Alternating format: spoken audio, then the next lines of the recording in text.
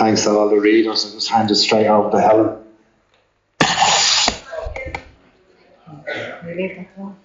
Yeah. Sorry, Helen. Oh, very good. Yeah. Nice one.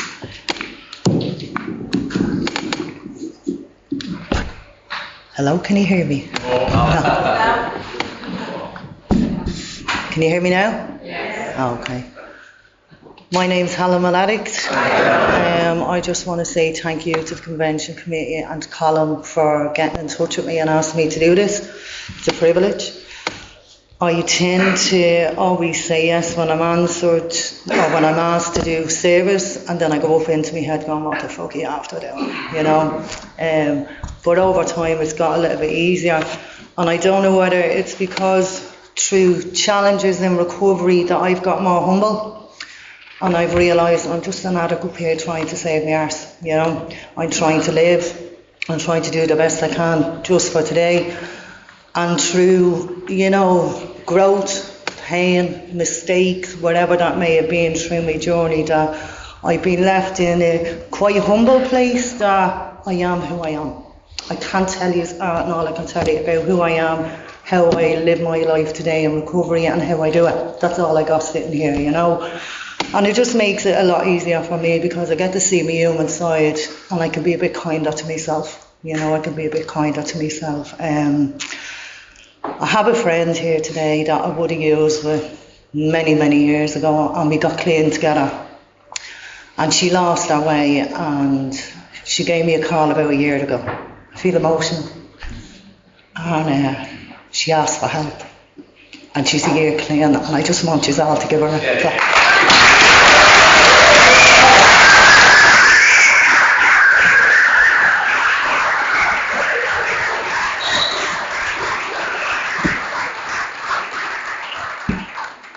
We were sisters in recovery in the early days, and the other one, we're like the Golden Girls now.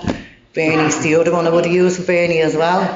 We came to the end of the road together as well, and we have the recovery together, and we've had our ups and downs. We've lived a life of many years together in recovery, showed each other the way, and yeah, just to have her sitting here as well. I love you, Bernie, as well. And I have to say that because I forget to tell people them things sometimes.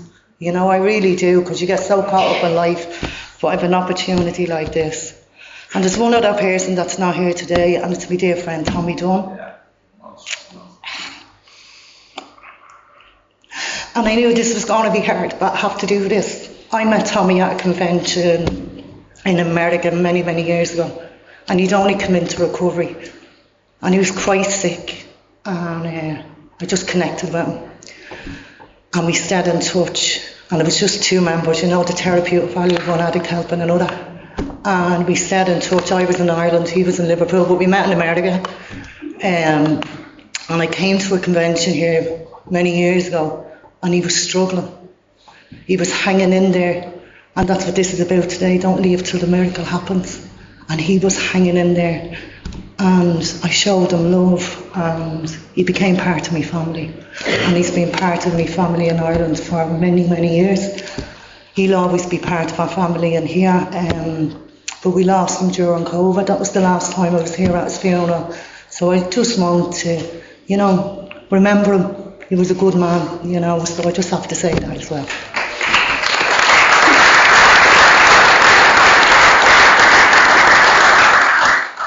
So I think I'm not getting all the feelings out of the way. Not a basket case. I'm not getting the feelings out of the way.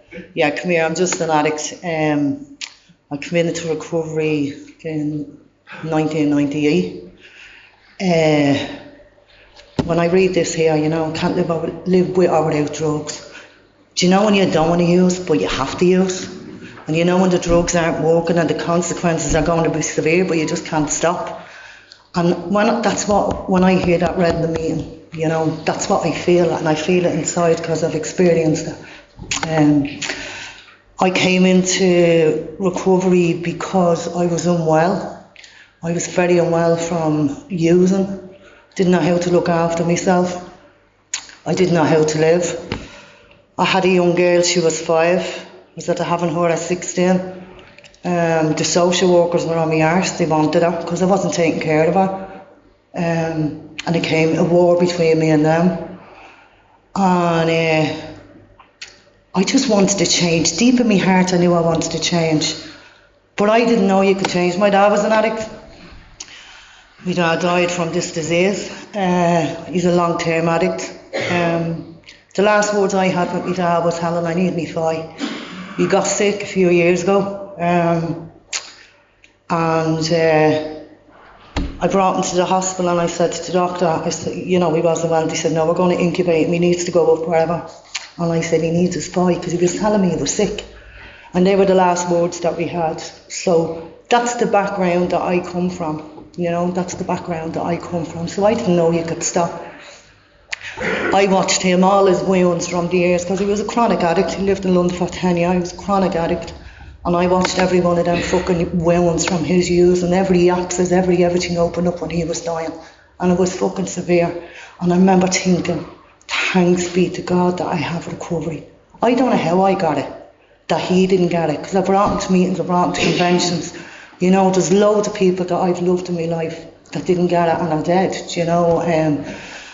So I don't know how I got the miracle recovery, but all I do know is that I try and hang on to it as much as I can. The basics is, for me, was go to meetings. I was dying sick of meetings because I got fucked out of detox, because I thought one drug was the specific drug, and that was causing the problem. And I brought everything else, the suitcase we have, and you bring everything else in that you need, And I got fucked out. But you know what? H&I came in, and I learned what Narcotics Anonymous was. And when I got put out there, the reason why I went to Narcotics Anonymous, because I had nowhere else to go. And I was in that place, either I couldn't live without drugs, and I went to meetings. I was sick of meetings, going through your sickness, and I just kept turning up. I learned very early on the self-deception, and why I needed a sponsor. Because when I was going through that, I was trying to get into some treatment place, and my head was gone, and it was like, take some, I was walking, you're on, do this, do that. It was all, the madness of the addiction. I was storing urines, because I had no faith in myself. I got a clean urine, so I put a few away, just in case,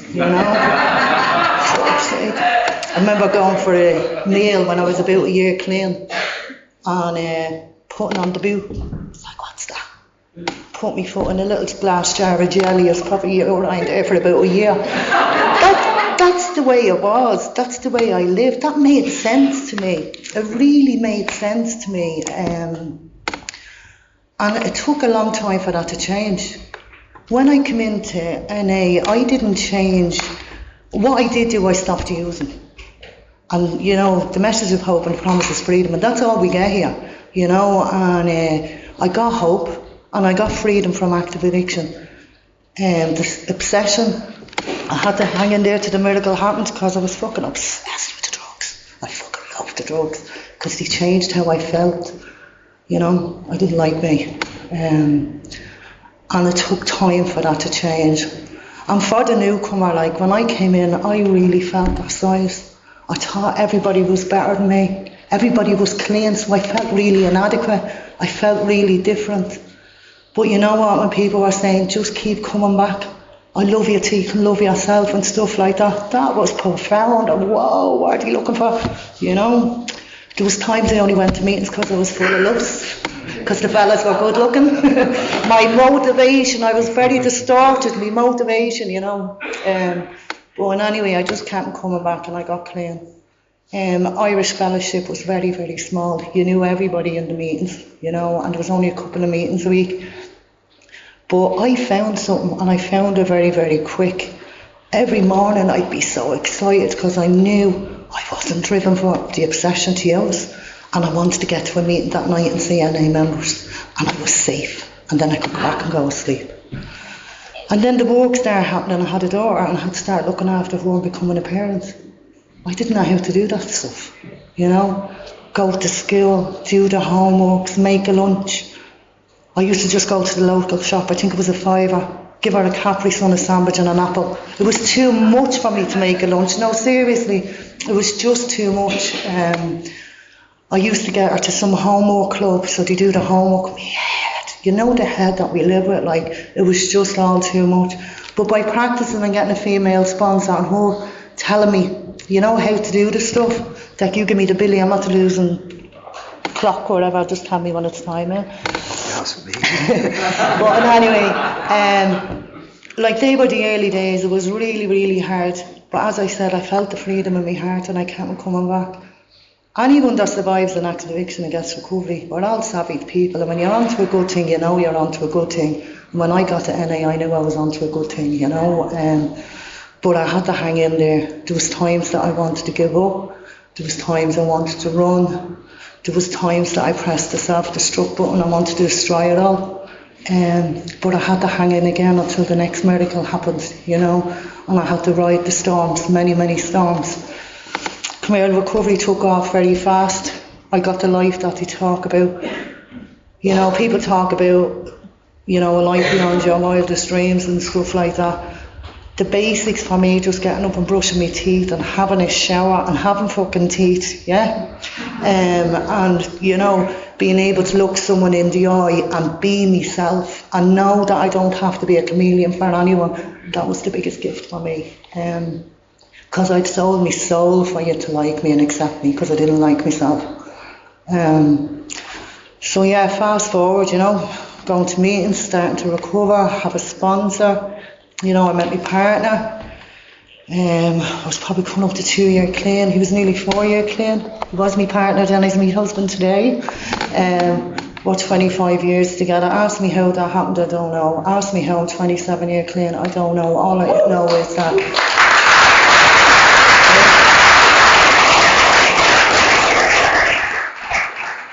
all I know is that I just can't go into meetings, you know.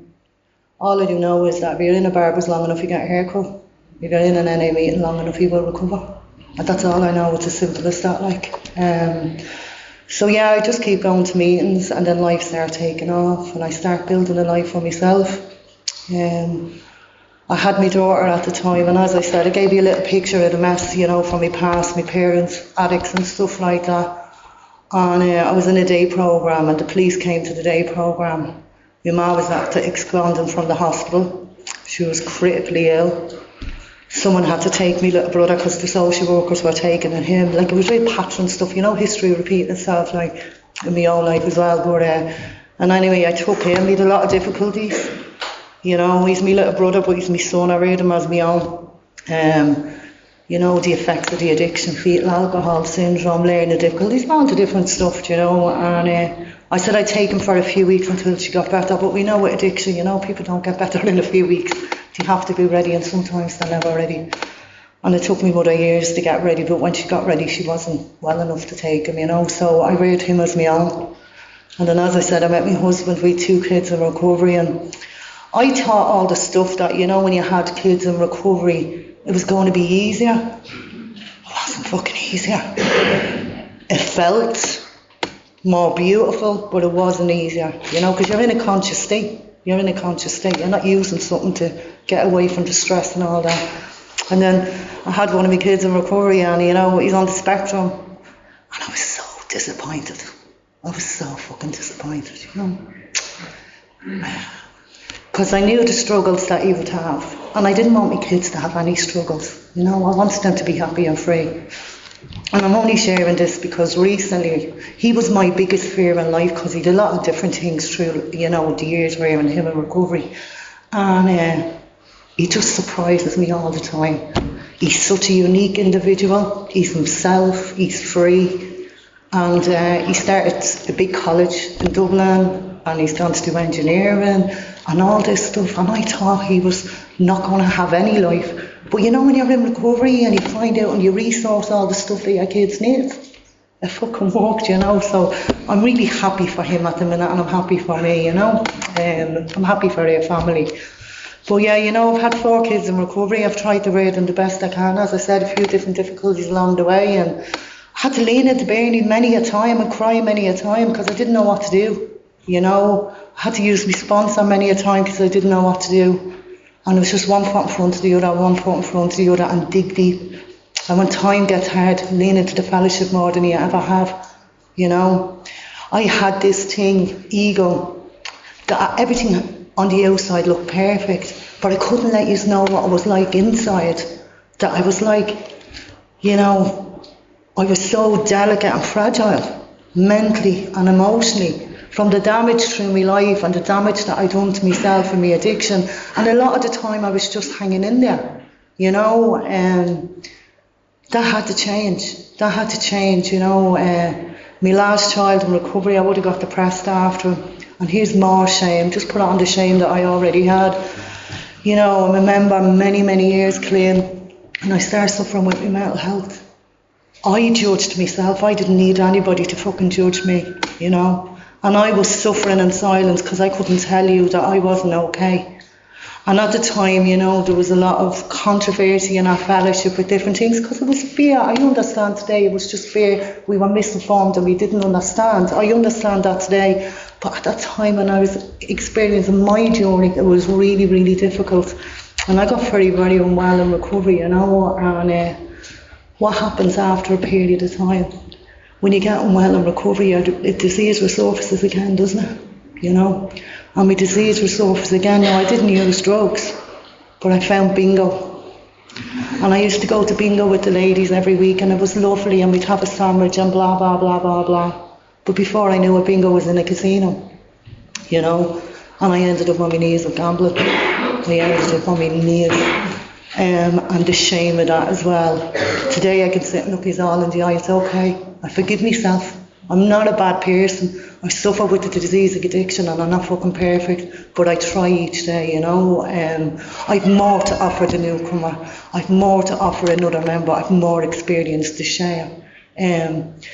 So when we talk about hang on to the miracle happens, for the newcomer, just keep coming back. We're here and we will help you, you know. We will love you till you love yourself. But you know, for the long time member, you know the way we make mistakes and we think we're the worst person in the world and we can't tell anybody, what will they think about me? I'm years clean, I should have known better. It's okay. It's okay, and I really mean that. It's okay. Because you can separate yourself. And I'm lucky that I was only gambling and that I got to that. Because if it kept going the way I'd have gone, I'd have died because I was suicidal, you know. And the next step was using drugs, you know. And only for I kept on going to meetings. I kept on going to meetings. I wasn't being honest. But I kept going to meetings because I couldn't share what was going on. And then eventually I got honest with another person, Bernie, you know. I got honest with another person and things changed. You know, the love came back into my life. People started helping me. I caused havoc in recovery, in my home. I brought the pain back, you know. And today it's not like that today. I had to dig deep. I had to start from the beginning. The 4th step with the sponsor. I wasn't on the 12th step, or I wasn't on the 11th tradition with my sponsee. I was on the 4th step because I was powerless over my addiction again, you know, and that's all right as well. You know, so as I said to you, like, the ego's really gone to the side. I like being in a humble place. I like that I can be me and me is enough. I like that today in my home, my husband's at home, a little text, love you, just be yourself, like. Do you know what I mean?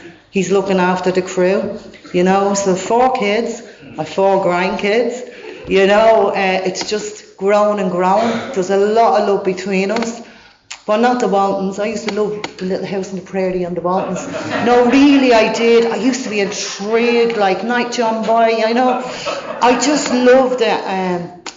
As good as it gets in our house, it's the Simpsons or the Osbournes. You know, I'm like Marge running around, the Jeff's Homer on the chair, you know. But there's love in the home. And as I say to you, where I came from, right, so I grew up in addiction. Saturdays were spent going to the main prison, see our dad, dress up. The priest was really good in there. They used to give me the microphone and I'd sing. And I learned to sing and I became a singer then after that, do you know what I mean? But that's where I used to get my needs met, you know. Used to visit me dad every week in prison, and then he ended up here for 10 years. He went missing and he was in addiction here, and there was prisons over here. A lot of addiction, a lot of chaos. My ma was in addiction. She did what she had to do to feed us, you know. Sometimes those women only have a certain tool, and that tool she used that. And I knew there was no secret. I carried the shame, but there was no secret what we had to do to get the food on the table, like, you know. So I know the damaging effects of addiction. And that stays with us for a long time. But that's not what is in my family today, because I've been given the opportunity with recovery, like, you know. I have a good career today. I never thought I'd have a job. I wasn't employable. I never had a job. When I came into recovery, I had to learn all that stuff, take responsibility. I remember my daughter saying, I want to go to college. Yeah, no problem. I need $2,000. Wow! I didn't even know you had to pay for college. Like, you know, I was so far removed from reality. And she was divorced, and, you know, as I said, we're on boy number 3 now. He's in college. I've educated myself, you know. I've gone back, got another degree and do my masters this year. Decent enough job, you know, and I just keep tipping away and I keep bettering myself, you know. It has been a hard road, I'm not going to lie to you. Living in the real world is hard, but it's so much worth it, you know. I am having an amazing time here the weekend, connecting with people, being myself, having little, you know, the little pocket conversations with people that you wouldn't conversate with, and connecting on that level, and it's like you get excited because it's so real and it's so raw, like. So I'm having a lovely time. There's a lovely atmosphere at your fellowship, you know, here. It's a lovely atmosphere of recovery, and I'm buying into it and I'm liking it. Life is very busy. As I said, you know, life takes off. Be careful what you ask for, because you just might get it, you know, that way. And I like juggle. And my life is like that. I juggle, you know, but I have a good life. I don't want to give it away, so I know that I have to stay humble and I have to stay honest. And to honest, I need to be honest with myself first, and then I'll be honest with another person. I have a sponsor. I'm going to give Irene a mention, because she's been a sponsor a long time, and she's had to put up a hell with me at times, you know, really, especially when things got very messy and stuff, and she hung on in there for me, and she's always been a rock, and she's a close dear friend. I didn't have friends. I wasn't loyal, you know. I was always looking for the angle. I never knew that, but I was looking, how are you going to serve me, you know. I don't want people to serve me today. I have friends because they're just good people, and I'm a good person. As I said, you know, it's myself and my husband. We've walked this journey together. We've been through the highs and lows, you know. Life isn't steady, but we've came through all the rumbles and tumbles, and we're still together because we love each other. I'm lovable and I'm able to love someone else, like, you know. I'm not trapped in that self-centered fear, you know, that self-obsession. That self-centered fear. I'm not trapped in that anymore, you know. I get it at times, I get moments, do you know what I mean? I get restored. I love the pamphlet, you know, the triangle of self-obsession. I think that's our best literature, you know. I really do. I love that literature. So yeah, come here, I have a good life. I go to meetings. I've never stopped going to NA. I help the newcomer. I do the service. Yeah, what can I say? I just done step work, did traditions. I just keep on learning and learning. I'm open. But I think it's very important to love the newcomer when they come in. If you see someone at this convention standing on their own, go over and introduce yourself, because that could be that one person that we could lose because we got too much for them, like, you know, because I know what that's like. I don't know how long I've shared. Mark's probably thinking, enough, stop this now. I don't know how long I've shared, but all I can say to you is, you know, be yourself, because everyone else is taken, and that's the gift of recovery, so thank you.